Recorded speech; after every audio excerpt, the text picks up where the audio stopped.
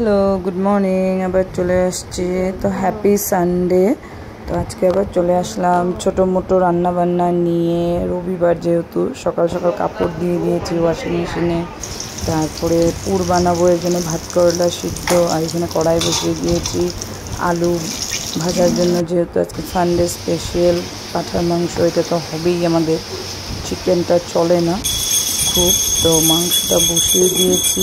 এখন আমি পুরের জন্য ভাত করলার থেকে ভিতর থেকে বিচি এগুলো সিদ্ধ করা হয়ে গেছে, এগুলো বের করে নেব। তারপরে এগুলোকে মিক্সিতে একসাথে একটু শস্যর সঙ্গে কাঁচামরিচ রসুন দিয়ে মিক্সি করে নেব। তা হয়ে যাওয়ার পর যেটা প্যাটার্নটা অল্প চালের গুঁড়ো দিয়ে বানাতে হয়, ডুবিয়ে প্যাটার্নটা বানিয়ে নেব। এখন আমি ভাত করলার ভিতরে ভাত করলা স্টাফিংটা করে দিচ্ছি, যেটা শস্য বাটা ছিল ওটার মধ্যে দিয়ে দিচ্ছি। কার কার ভালো লাগে ভাত করলা পুর?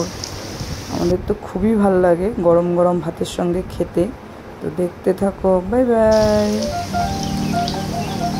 উঠ, রেডি হ, ব্যথা মারাইতে লাগবো না, উঠ।